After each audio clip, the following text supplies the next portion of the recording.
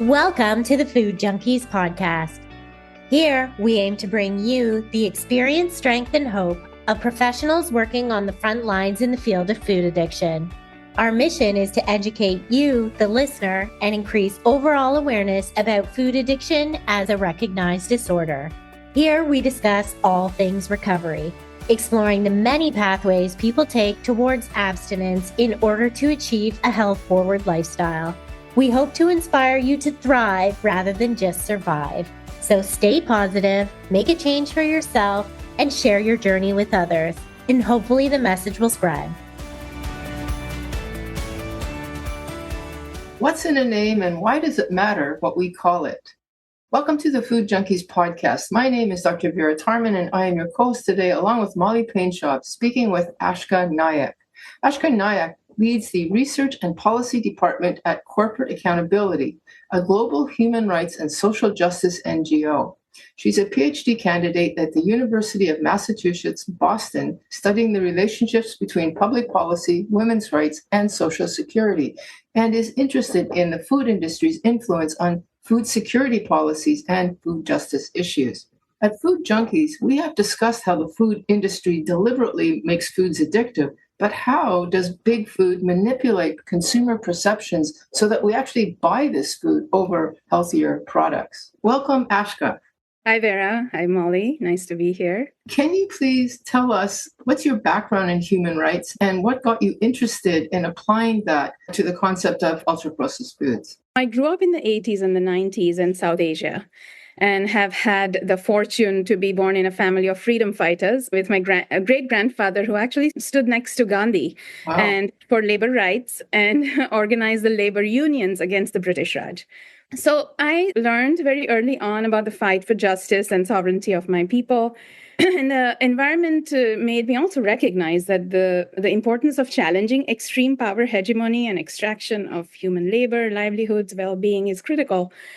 It also taught me that you have the ability to collectively be successful in challenging these powerful actors. Fast forward the late 90s, early 90s, late 90s, India was compelled to open its economy to free market neoliberalism, and it embraced quite rapidly austerity and deregulation of the economy. And the first things that it started impacting was our rich cultural traditions around food, our age-old wisdom of food as a healing practice. Some of the audience from here might not believe, but I grew up without the Coca-Colas and McDonald's in my world. But the economic transition really transformed much of that. And one of my first television memories is from the 1984, the disaster in Bhopal. I'm not sure if you're aware of that. It was a plant that made highly toxic pesticide precursor, methyl isocyanide, owned by Union Carbide, India Limited, now a subsidiary of Dow Chemical, and kind of explosion exposed over 500,000 people with thousands of deaths and quite barely any corporate accountability. Even today, the charges have been not resolved fully of holding these companies to account. Then happened the Green Revolution, the rapid industrialization of India's breadbasket, and today we know the real trail of destruction and death it has left behind. There is actually a train called the cancer train that leaves from where this region is to a neighboring state where there are charitable hospital focused on cancer treatment. So all this to say that this region, which used to be rich with biodiversity and it's quite a robust ecosystem and food systems, was decimated with monocropping and agrochemicals. And today that region actually extracts more water by some estimates than US and China combined. So the groundwater has depleted. And if you were to just talk about India, by calorie, India is the second largest exporter of food. In fact, and US is the first. While in the US, the food insecurity is in double digit, India is now home to a quarter of those who struggle with hunger and malnutrition. And by 2050, it will have probably most people confronted with obesity like diet-related diseases. And in the US, you are more probably aware of the statistics. 50% of adults have diet-related chronic diseases. So all this to say that food insecurity and food-related diseases, in a way, are externalities of the same rotten system of food and agriculture we are dealing with today. So I knew, as I saw these trends emerge in front of my eyes in India and worsen in the last 20 years here in the US, that there was more to the story of food that related to power and politics. And at some point, I will dedicate my time and energy on exposing this racketeering behind the food systems. And that moment quite literally struck me when 13 years ago, I took my first child in my arm, and then, of course, a few years later, my second, and wondered, what I should feed them that won't hurt them. And that is how I began developing my own knowledge and expertise on the issues of human rights, food insecurity, food injustice. How did that get you into what you're doing right now? That's another story. I actually went to a design school. I'm an architectural designer by training. And I realized then that maybe this is how I can best influence my immediate physical infrastructure to make it sustainable, make it work better with the natural world, and have more kind of equitable means of access to resources for the people around me. And I rapidly realized that, as they say, the greenest square footage is the one that's not built. So I moved more into the climate work. I was working very closely with climate justice movement, and actually quite, I would say, immediately after our first child, our daughter was born, I got quite deeply involved in the local food work. I was working with on the board of a local farm that we saw that farm transition from a conventional farming operation to an organic one. And I was fortunate to witness that transition. And I also started seeing that, as one of the historians, I think his name is David Arnold, has said quite eloquently, that food was and continues to be power in the most raw, tangible, and inescapable form. So I started seeing food as a form of power. And that's how I connected all these different experiences, life experiences, professional expertise into the work I do today. I find that a fascinating concept, that food as power. And is there a link between food as power and ultra-processed food as a mediator of power? Yes, I mean, with the monopolies that we are confronting today in the food industry is accumulation of power, right? They are politically some of the most powerful entities. There are billions that go into lobbying. And in science, actually, much of the nutrition sciences, as you might know, is funded by the industry. And that kind of is reflective of a systemic issue, right? We should have public funds to fund science in public interest. Of course, the food monopolies, ultra-processed agrochemical, seed monopolies, the grain monopolies. We saw what happened in the COVID-19 pandemic when power is consolidated in the hands of very few actors. We had empty aisles in markets here and across the world. And who was the most secure of the communities when the pandemic occurred were the folks that still had the power with them to grow their own food. In the rural regions, in the global south, they actually saw staggering, surprisingly less accounts of food insecurity and difficulty in accessing basic food staples and so on. I think that it's really interesting when we think about who had the most power when it comes to the food, just thinking about the most recent pandemic and knowing that those individuals were able to continue to rely on that agriculture or that being able to grow their own gardens, whether they had rooftop space or backyard space or whatever it was. I'm really interested to know, and I have no idea if this has been looked at all, obviously because the products weren't on the shelves, consumption of those would have gone down, but has it returned to those same levels now that we're no longer in that same kind of, like, the shelves have been full? Have we seen the levels of those products return in those regions that did have access to being able to grow their own food? I think this is an interesting question because we live in an era of globalization. There used to be in the 1970s, I believe, 7,000 or so transnational corporations, and now there are more than 200,000 subsidiaries. And I just mentioned, right, I grew up without the Coca-Colas and McDonald's and the KFCs. But now if you go back and walk in the cities and even smaller towns in South Asia, you will confront more ultra-processed food companies and their products than some of the local delicacies and quite like the indigenous food varieties.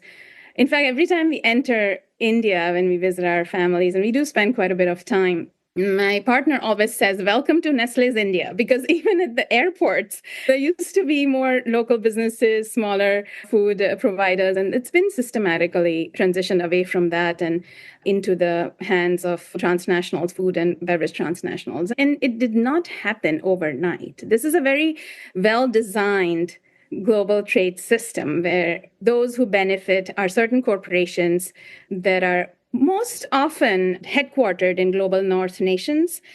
However, their supply chains are heavily in global south, and their emerging markets are in the global south. So this dichotomy of where the business is generated versus where the profits are concentrated is not any different than the colonial times. This is neocolonialism of our food system. That's the power right there. It's neocolonialism within our food system. The NOVA classification of what is processed food and what is ultra-processed food, because this is the dynamic of it. You were talking about the small local food providers that would have provided what we would call minimally processed food or unprocessed food, group one. Basically, foods that come from plants and animals like fruits, vegetables, and the alterations might include drying or freezing. The class two would be the culinary ingredients, oils and salts and sugars that come from group one. Then group three, processed foods, which is a combination of one and two, that would be canned vegetables and cured meats and freshly baked bread, basically stuff that you can still make yourself or your neighbor can make. But now we have this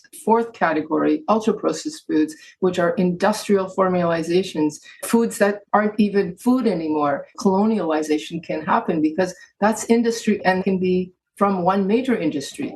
What you say is right. And I'm just going to share some more on food processing because Yes, this is a contentious verb that the industry often co-opts. So, the history of food processing and how that kind of differs from the industrial processing. So it's Vera, you and Molly, it seems you are very close to what real foods mean. Without processing, humans basically cannot consume most of the things that we need for healthy, nourished lives, right? Processing adds life, longevity to foods that nature gives us. Let us take mango for an example. My ancestors actually belong to the region in India, which I claim has the most delicious mangoes in the world. But in that area, the season to eat mangoes is summer. Right? But we want to have mangoes in winter also because it has vital phytonutrients, is very high in vitamin C, A, helps us fight disease in changing seasons and so on. Can you eat mangoes in winter? Yes, you can. Because even before refrigeration, in summers, we would make hundreds of different kinds of recipes to help preserve these mangoes year long. We would pickle them, savory, sour, sweet, all sorts of flavors. We would dehydrate them, make powdered spice called chur, which literally means mango dust, which can be used in place of lemon juice because also lemons don't grow in all seasons. Yes, all foods don't grow and should not grow in all seasons. Don't let sort of American supermarkets fool you into believing that. But we also preserve them by curing them with salt, then sun-drying them, making chips out of them for snack. And this is one example. I can give you tens, maybe hundreds of examples from my own culinary culture of how we process foods and how these carefully devised processes, fine-tuned over millennia to ensure that the nutrition value is not diminished, helped us, in fact, deepen, enrich, celebrate our spiritual and intersectional relationship with foods.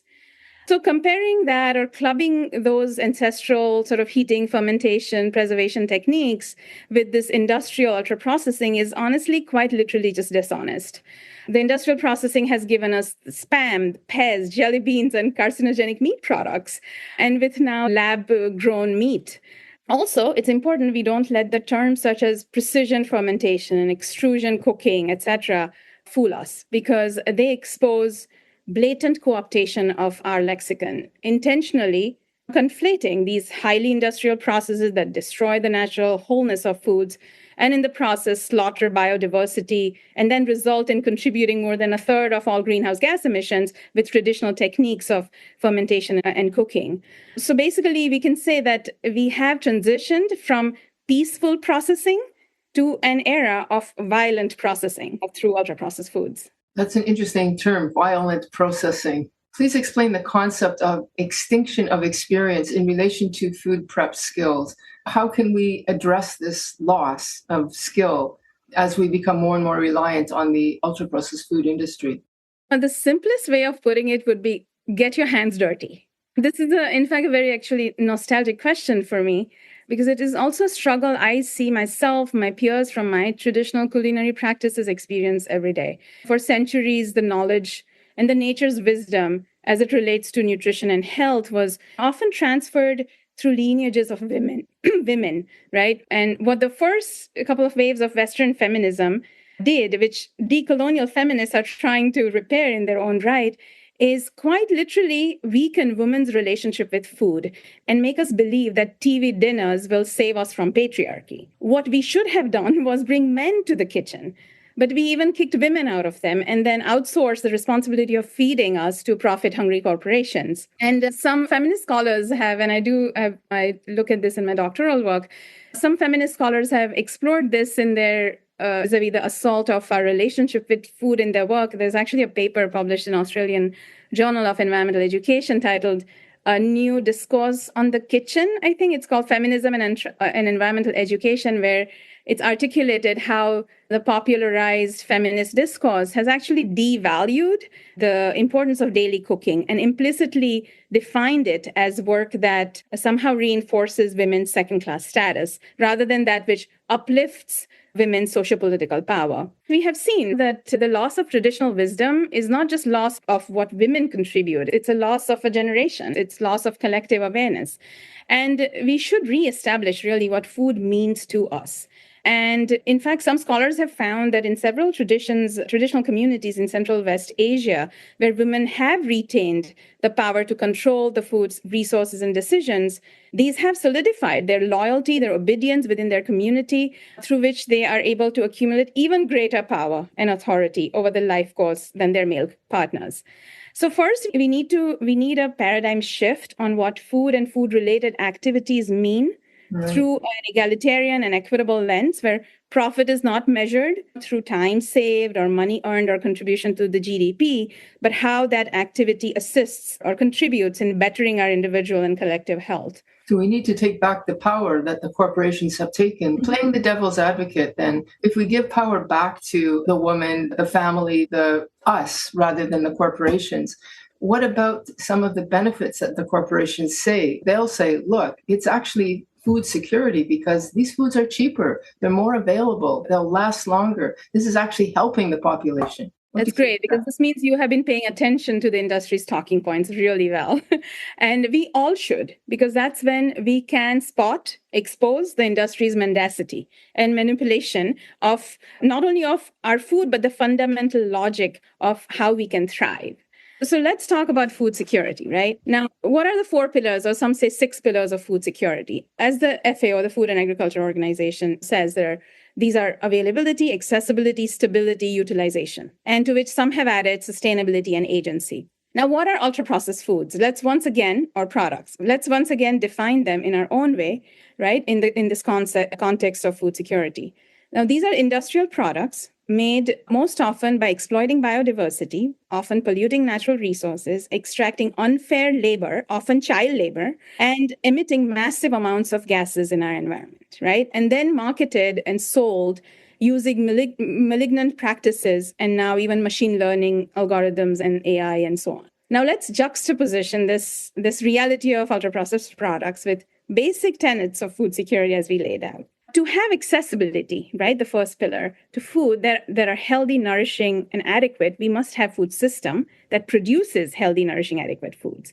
And I often focus on India and the US. In India, often foreign invested development, which includes rapid transition to chemical agriculture, that is needed to produce ultra-processed products at scale, has resulted in nearly 30% of the land in India. So about 97 million hectares, around, I think, the size of Northern Europe, so degraded that it cannot be used for agriculture. Then let us discuss, the USDA's website says 10% of the approximately 65,000 census tracts in the United States are food deserts. These deserts were not a result of innocuous policymaking and the goodness of ultra-processed products. These were well-orchestrated initiatives by UPP industry, agrochemical industry, to ensure that masses are deprived from ever seeing a green, fresh produce in their locality. So that's just accessibility. We can talk about stability. We saw that in COVID-19 pandemic, but in the US, commodity crops, there's just corn, I think cotton and soybean, account for 90% of ag subsidies. And much of this is not to feed humans. It is to feed the cattle. It's not to feed us and our children. And with specialty crops like fruits, vegetables, only receiving 10% of subsidies. So let us switch these to subsidies. And I can assure you, Vera, we will not have to have this podcast conversation. Then let's talk about the utilization. We know that we need healthy bodies to utilize what the nutrients in the most efficient way. In fact, the FAO says the way the body makes the most of various nutrients in food is what utilization is. And sufficient energy and nutrient intake by individual is the result of good care and feeding practices.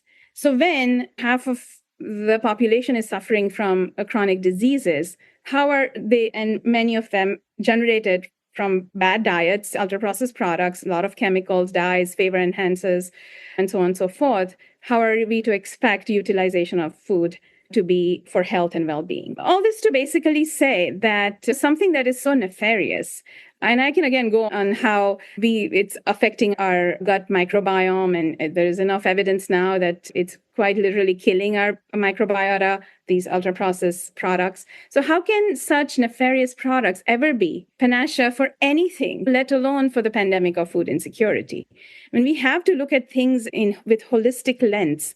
And this is where the industry wins and we lose if we begin to break it apart and look at this nutrient and that salt and that much fat in a food product, rather than looking at how that product or food was produced, who produced it, where, were they treated well, was the ecosystem treated well, did everyone thrive in the process or not? So I think it's a deliberate attempt of the industry to have us not look at the entire life cycle of products and then sell those products as these essential services, as we saw a lot of corporations do that in the pandemic, get concessions for their products because they're so important for our good health and well-being. And we know in the pandemic, who suffered the most? Those who were suffering from lifestyle diseases had the most severe impact of COVID-19. So the idea of putting in vitamins and minerals into and fortifying the ultra-processed food, that's just further misleading, isn't it? Yeah, of course. Let me tell you something that you might not know. DuPont put Teflon to work as a component used in the Manhattan Project to build atomic bombs in World War II. Now, when the war ended, somehow it entered our pots and pans. That was, again, not by just chance, right? The industry needed to survive after the World War II. Similarly, when the government realized that the leftover ammonium nitrate, originally manufactured for explosives in the war, could be applied to crops, it entered our food system as fertilizer, extremely hazardous substance. And then there is actually an interesting thing I hadn't known about this, is how the government came to decide the color of our food. So it's an article from 2020, I think in the Smithsonian magazine, that tells you that in World War II, the US government relaxed the laws around food coloring, which then paved path for hundreds of toxic dyes in our ultra-processed products today. And we are seeing now, after 40, 50, 60 years, there is of evidence after evidence, finally we are okay to even talk about banning some of these poisonous substances. So loyalists for ultra-processed products and their industry keep underscoring, justifying, and if there is a verb like that, scientificking about how such foods act as vital vessels for the delivery of specific nutrients, while totally glossing over the tons of unwanted, dangerous additional ingredients that these products are shrouding. I was thinking about dyes for fabric now being used for antidepressants, like they've moved into an entire different function. That's fascinating. I did not know that. That's essentially. And also what has happened is the nutrient sort of richness within our foods have deteriorated. I think in the last 50 to 70 years, due to processing, environmental, genetic, all sorts of field soil dilution factors, so sodium, iron, copper, all these have reduced by up to 50%. And I think one of the research that exposed how some of the high-yielding fruits, such as like apples, bananas, guava, even mangoes, vegetables like tomatoes, potatoes, have lost nutritional density by up to 50%. So we are making food less and less nutrient, then artificially adding these synthetic nutrients, and we believe that they are going to be as bioavailable as naturally occurring nutrients. These are claims of the industry. It's basically like saying, if the industry says, how can these not be part of your healthy diet, these nutrient fortified? It's basically like asking us, can acetaminophen be part of your healthy diet? When we know its overuse can result in liver failure, just like the overconsumption of so many junk foods. Because yes, one can say that for very extreme medical circumstance, there could be some synthetic products that might have to be administered. However, with absolute transparency around their side effects and very limited and regulated usage.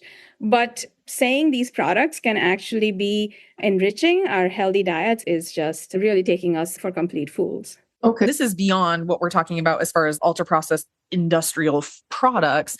You're also saying these whole real foods that we are huge advocates of, whether it be a potato or a tomato or whatever, that these things are also becoming less nutrient dense or less, or even dangerous in some ways, if I'm hearing you correctly? Because these are some of the vital commercial high yielding crops, right? So many of these crops are actually fueling the ultra processed food industry. They need to make the potato chips and sell it across 150 countries. You just need a lot of potatoes.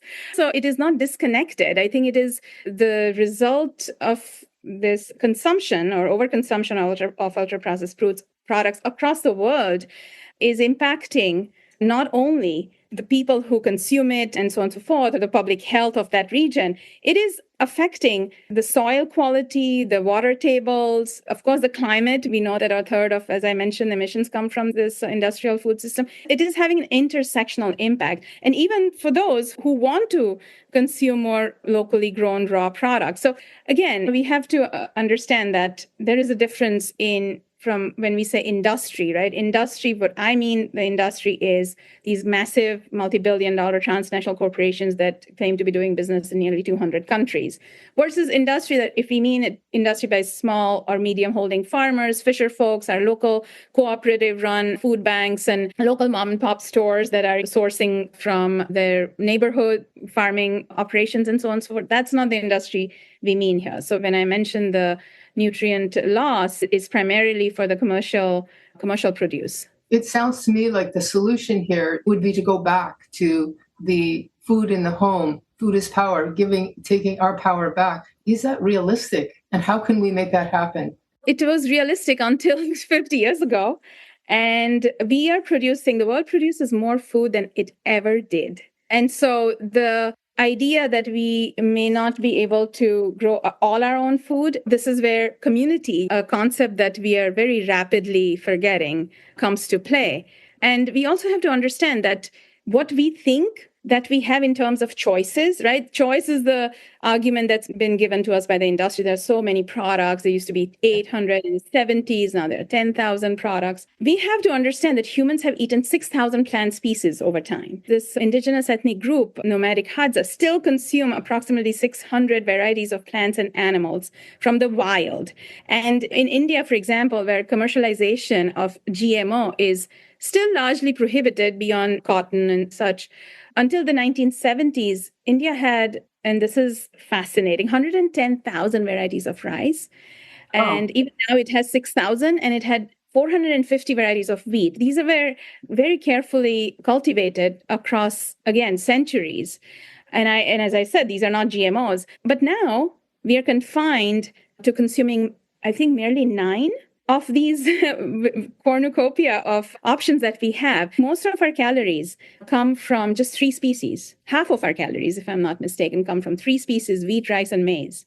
Our diets have undergone this rapid transition in the past 150 years. We have systematically ruined this diversity and richness and wholesomeness in our foods. And then we take a handful of crops and add artificial chemicals, mostly products of fossil fuel or war, and make them more and more addictive, hyperpalatable, irresistible. And then we try to convince the masses that there are now more than 10,000 varieties. These are not 10,000 varieties of foods. They are 3 or 9 monocrops with 10,000 more additives. And a majority of them, we know now, untested for impact on human health, let alone planetary health.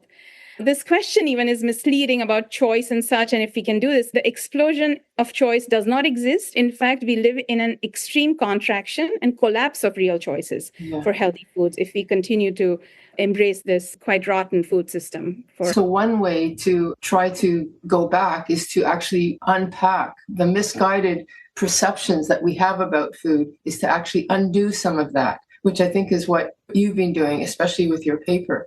The idea of saying there's not actually choice. We think there's choice, but there's actually less choice. And here we think there's more food, but it's actually not really food. So let's talk about looking at how we can induce change through changing our misperceptions. Language is one way we build these misperceptions, and language is powerful. And power in itself is amoral, right? As we often say, these corporations, they are not moral beings. They're not immoral. They're not moral. They're amoral. Their primary charter is to make money at any cost. Answering your question about how can we relearn, first unlearn, and then relearn what food means to us.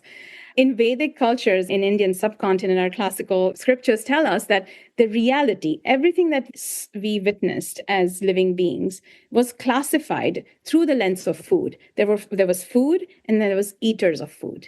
Similarly, in Chinese philosophy, the Confucius thought urges that food, especially when received as a gift, ought not to solely serve the purpose of sustaining and feeding, but the intake of food is by definition a communal endeavor. In early East Asian traditions, food is associated with morality, with ideals of human conduct, philosophical judgment, and so on. In fact, in Sanskrit, which is our classical language in my ancestral region, there are more than 100 names for food. And each one provides context in which food is used, cultivated, eaten, if it's for religious ritual or charitable cause, to welcome a new baby in the family, or commemorating an elder's passing. So actually, there's a paper on how rice and language across Asia evolved, and how that has actually taught us about that at least 2 independent starts of cultivation and domestication of Asian rice occurred in that region. So looking at the language of food has been even critical to tell us about our own histories, our own evolution as species, as civilization. So all this to say that words are not merely a punctuation in time, right? Words are stories across time. Words are histories, their struggles, triumphs, and most importantly, evidences of grit and resilience. And using a sacred term like food for things that are merely a concoction of other things that you would never consume by themselves is a pretense more than anything else. Because if someone were to give us a spoonful, let's not even say spoonful, a fourth of a spoon of decalcium phosphate or titanium dioxide or potassium bromate, will we eat it? No, as we should not. But we can't eat these substances, but we eat the things that have them, and then have the audacity to call these items food. How can things with such pernicious chemicals should ever be called food? So I think it breaks all rules of what food should mean. So I think one has to understand and embrace a new lexicon, new philosophy of how we define food, how we relate to food, and then how we design our own communities around food as power. How I found out about you was through an article that you co-authored with 2 other people, Drs. Prescott and Logan, an article called Not Food, Time to Call Ultra-Processed Food Products by Their True Name. In other words, and how that would make all the difference in terms of changing public perception. We take language for granted. We also live in times of over-communication with digital worlds exploding on us. It's critical that first we agree on what we mean by food, because if there is a disagreement, then it just gives room for the industry to further co-opt those disagreements and manipulate public perception and thus politics around food and nutrition. In some ways, I have to say that the nutrition community has often done some harm. As many times they have become food industry's bedfellows.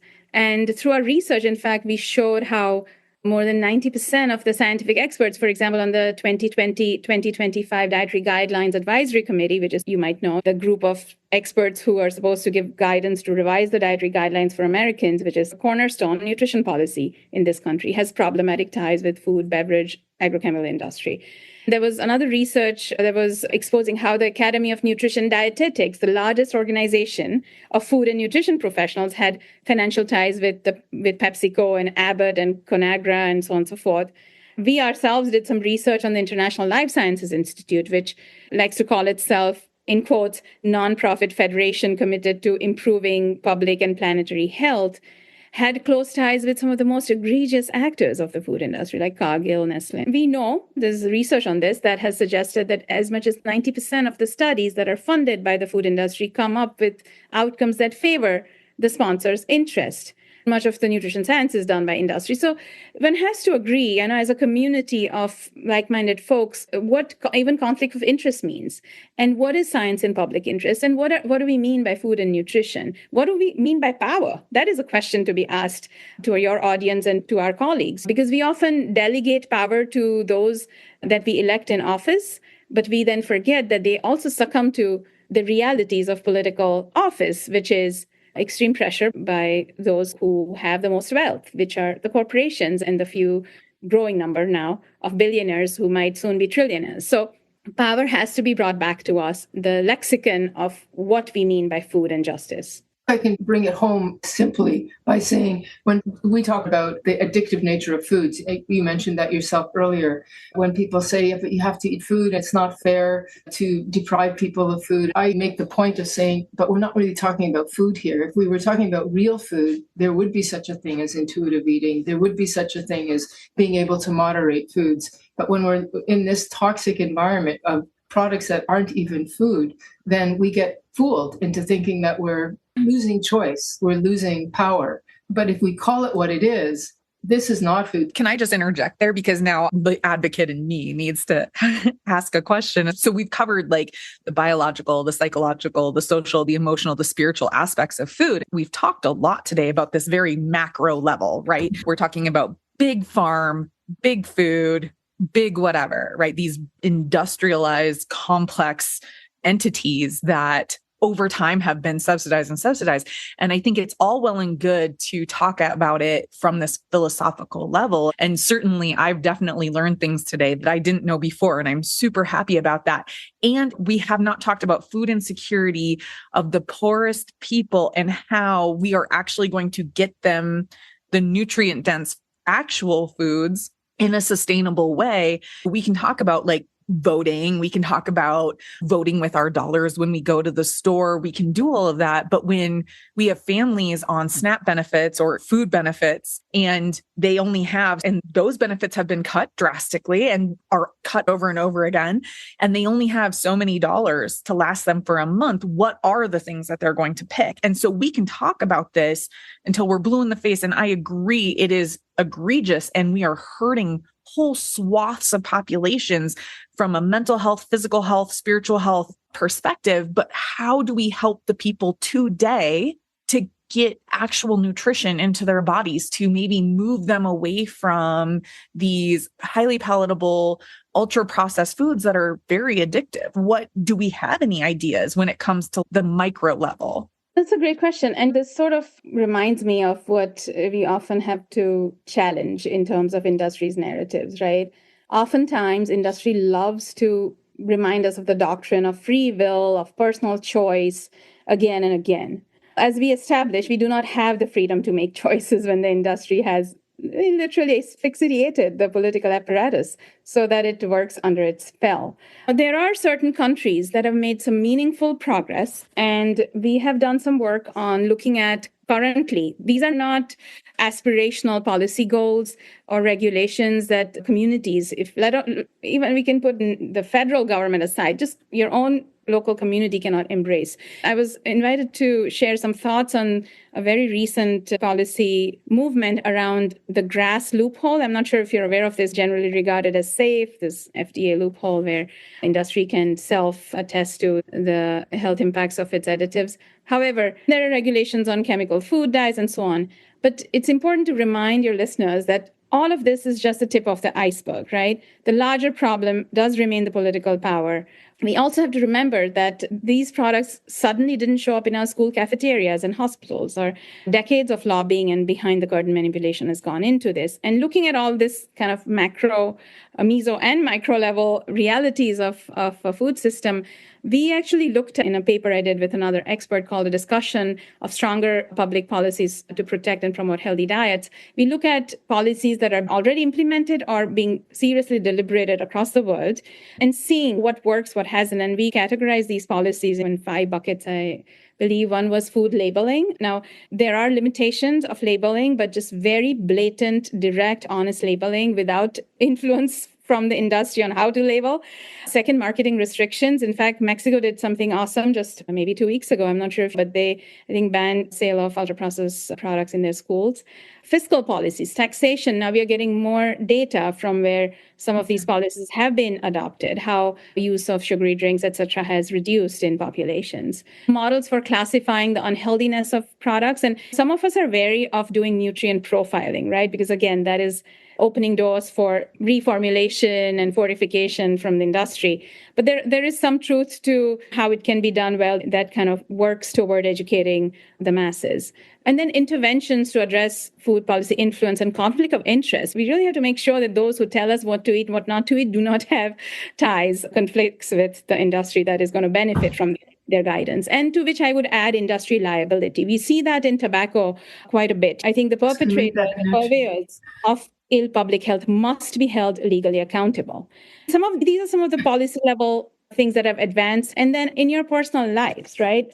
One can ask, what can one do at the supermarket, right? What is my choice to influence my own daily decision making? The first thing I would say is the food deserts are designs that have to be undone, first of all, with the knowledge that everyone does not even have access to places where there are no supermarkets. The only way to get them food is supermarkets. But I will not resort to saying that is okay. The default can still work to ensure that these communities have access to nutrient-rich foods, because scientists have established many that these are not foods that are healthy and healing. Right? So local farms, participating in your community gardening, signing up for local community-supported agriculture, and so on and so forth. Always asking yourself, what did my ancestors eat? And it's very difficult, I'll tell you, because even in Asia, where my ancestor ate 10 different kinds of grains and 50 different kinds of lentils, it's difficult to get hold of these kind of biodiversity in beans and lentils and grains. But at least asking that question, trying to make sure that we are not steering too far away from what our evolutionary biology remembers. And then slowing down, Molly, slowing down and asking yourself, because cellular memory will tell you what is good for you and especially what is not. It cannot have, I think, a shorthand myopic answer. It has to be systemic and it is personal.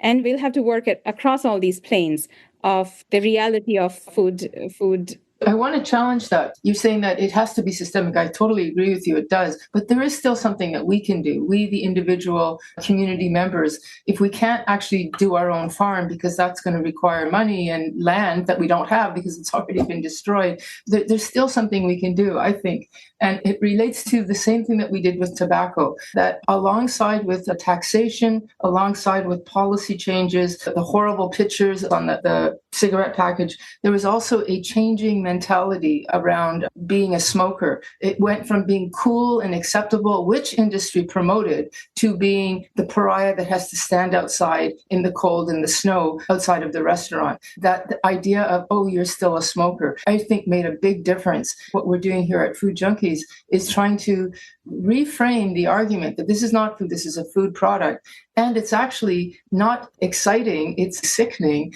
And that there's another way, which is the reframe. We can live a happy, free life of eating foods as healthy as is possible. We, on the level of the grassroots, can at least contribute to that shift, making that a very glowing, positive, as opposed to deprivational state of mind. That's correct. And you mentioned tobacco, which is interesting. Yes. And just in 1994, 7 CEOs of the top tobacco companies testified before US Congress saying nicotine is not addictive. And so there is decades of people power that has been invested in building that narrative, right? In fact, my own organization played a critical role in something called Article 5.3 of the Framework Convention on Tobacco Control, which is the first treaty that the WHO had negotiated on in its auspices. The Article 5.3 has become a gold standard because what does it do? It kicks the tobacco industry out of the policymaking on tobacco control. And so that created a different kind of ecosystem for policymaking across the world, across nations, communities for tobacco control efforts. And you're right, this narrative at the grassroots has to be where the power has to be reclaimed.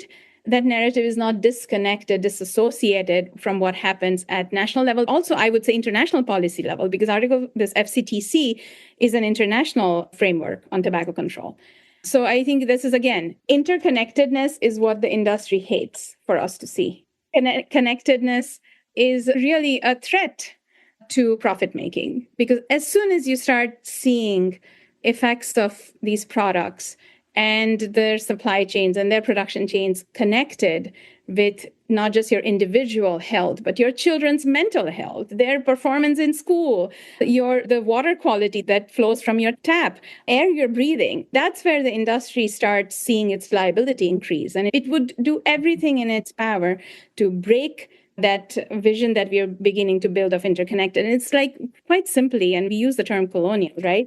Divide and rule was their mantra, right? This was the core of the colonial practice. And this is the same exact phenomenon that is taking place now. I had a question, which I think I have the answer to now. Do you think that we clinicians and members of the public can actually work with the food industry to our better interests? Sounds to me like that's not likely going to happen. As I mentioned, that the conflicts are just too deep and too problematic. This is where I believe that clinicians and members of public liaise with actors that do not have the same stake in the struggle. Industry stake is their quarterly share owner reporting, whereas your and mine should be how Haudenosaunee philosophy puts it, that the decisions we make today should result in a sustainable world 7 generations into the future. So when there's such friction of vision and wisdom, I don't see a benefit, and I actually see a lot of harm being done if the clinicians and members of public, activists, researchers, and so on sit on the same side of the table with the industry. In the context of nomenclature, do you have any advice to give us in the food addiction world? Should we be using the terminology food addiction, ultra-processed food addiction, processed food products? What would be the best way to capture what we're trying to? I don't believe calling this addiction will help us find a collective repair for this corrupt system alone, unless we expose that this addiction is for many a matter of systemic exclusions, racist systems, gender inequities, class and colonial struggles. So the nomenclature of this crisis of consumption of these industrial products could be something like theft of health, or plainly put, political corruption. I prefer food injustice, because we have to embrace the justice and justice framework to have this seismic shift across these different levels of society. We must not lose sight of this being an economic battle, right? Whichever lexicon we embrace needs to help us hold the industry liable for its wrongdoing, and certainly not serve as another incentive for the industry to do exactly what they're designed to do, which again, make profit at any cost. So it is a very careful calibration of what lexicon to use. And especially the way we do our work, we go to the folks on the ground. We have been blessed to work with some of the most powerful, most courageous frontline activists who are challenging, say, Coca-Cola in the Chiapas, in the Mexico, where water tables have been extracted, the water has been so irresponsibly sucked out of Mother Nature, our soil, and then these kids are seeing unprecedented rates of diet-related diseases because all they can drink is what Coca-Cola gives them. So all this to say is, so the community must own the language, right? So whichever community you're working with, what are their challenges? Because somewhere the challenges is about water. Some communities are facing challenges where their schools have been totally co-opted by food and beverage corporations.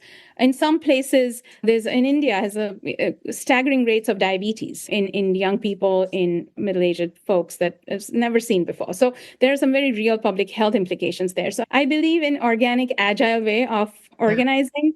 ourselves and our language. To be flexible so that we talk about food addiction that might be appropriate in one community, but in the larger, it's food injustice because that's all they have to eat. Yeah. Yes, exactly. And what one of our freedom fighters said, whatever can educate, agitate, and organize people. That's the right language.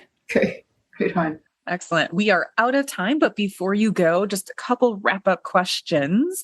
What's next for you? What are you working on? What should we look forward to? Interesting one. As you grow older, you realize you can be bolder, more direct, and you have fewer things to be afraid of.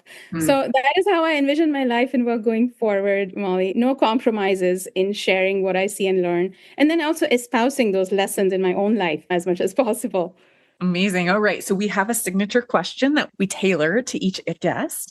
And we were wondering if you could tell a younger version of yourself something about big food injustice, food addiction. What would it be? It's an interesting signature question. I don't believe in looking back much, but I can tell you what I share with my children, because I think that might be the message I would have given myself anyways.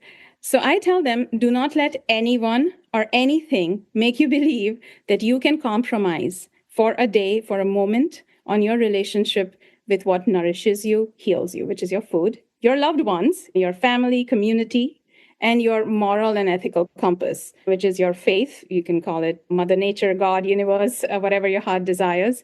Because I do truly believe that the beauty of life will always remain rooted in these sacredness of these connections. And I will quote Rumi because I know whose words, if we embrace in the way we produce, process, prepare food for ourselves, our loved ones, then I believe this mayhem of violent, warlike food systems can be ended once and for all. And these words of Rumi are, love is the bridge between you and everything else. Okay. Thank you very much for speaking with us, Ashka. Thank you so much, Molly and Vera. Thank you. Thanks for joining us this week on Food Junkies Recovery from Food Addiction. Make sure to join our Facebook group, Sugar Free for Life Support Group, I'm Sweet Enough. Molly and Clarissa are food addiction professionals who offer one-to-one counseling and group coaching through Sweet Sobriety. Please subscribe to our show so you never miss an episode. While you're at it, if you found value in today's episode, we'd appreciate you leaving us a review on your favorite platform.